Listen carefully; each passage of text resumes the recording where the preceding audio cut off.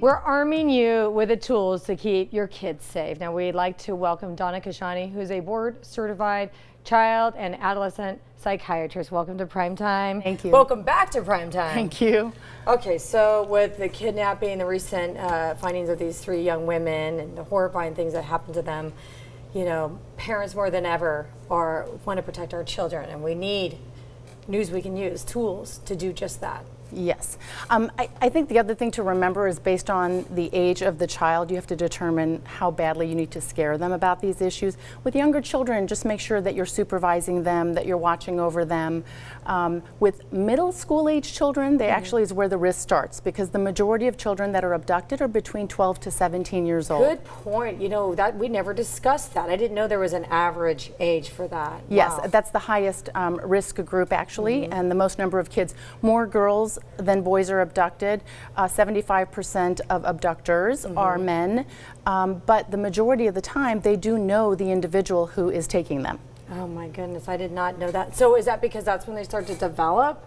They're going through puberty? You think they're more attracted to these, the men who abduct them? Because they're usually men, let's be honest. Yes, it's 75% of the time they're men, but it's usually because they know the child in some capacity. They're a neighbor, they are a relative. Donna, good point, and that's what I keep scary. stressing. It's not the stranger. It's not the guy that looks like a kidnapper or a creeper. It's the person you don't suspect.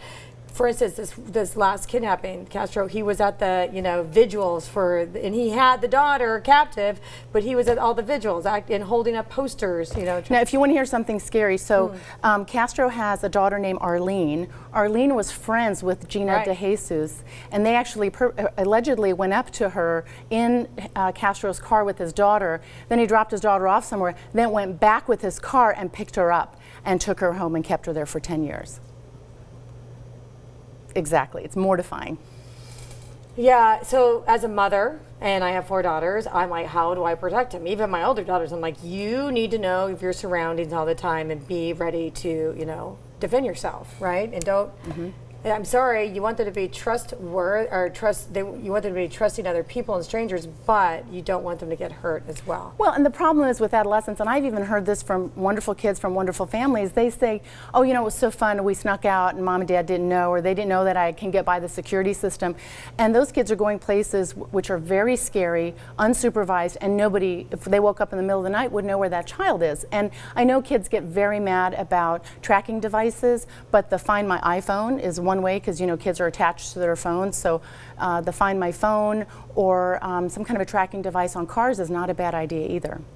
And it's more than that too, which I think is a good idea, because I look back when I was a teenager, I would tell my mom I was spending the night at someone's house, and my friend would say the same thing, and we would have nowhere to sleep. We'd just walk around, we'd have to sleep in someone's garage. I'm surprised I even made it this far in life. But even when I was littler and my folks let me spend the night, my mother let me spend the night at a friend's house, bad things can happen, right? Whether it's a brother or an uncle, Absolutely. you just have to. And how do you protect your kids? Like, you don't know you've got to know the families. You got to know who their friends are, what the environment's going to be like. Well, 2 things. I say go with your gut instinct, and you can teach that to your children. And then teach your children about good touch, bad touch, and secret touch. Good touch is a pat on the back, a kiss on the cheek, I'm really proud of you hug. Bad touch is a hit or a punch or a push or a shove. And then secret touch is, use the bathing suit example. If your bathing suit covers it and somebody wants to touch you in any of the areas that your bathing suit would cover, that's a secret touch. And secret touches you need to come back and tell me about. But the word secret, wouldn't that imply that it is a secret that they shouldn't say anything? Well, that's what the... Or would you maybe a private touch that they can't touch? You can use whatever words you want, but the potential perpetrator will say, this is our secret, you can't tell anyone. Right, they will do that. So that's why you tell them that this is the one place that it's safe. And then if children do come back and tell you something, don't go off on them. Sit and listen, have a discussion. Don't shame them into not wanting to come back and talk to you about something later. And also the other thing is, a lot of times kids that are, the majority of the time, they're abducted from a street, with a car, in wooded areas, and somebody else's yards. So less than 5% of the time it's from their own yard or from their own home. So take that into consideration as well. Make sure the people that you're sending your kids off to be a play date with are going to supervise them the way you would. Yeah. You know the mothers and know them well. And there are a lot of parents that will lie to other parents too. They want to be the cool parents, so they'll lie. Exactly. I mean, I remember that too growing up, and I like that's the thing. I experienced so much as a teenager. My kids are like, we can't. Shoot, mom knows too much. My oldest daughter, my greatest story is, she's like, you know what, there wasn't a day that I didn't know you loved me, but did you have to love me so much? Because I was totally on top of where she was and, very protective. But all it takes is one terrible incident, Right. so it's better to be a little overprotective.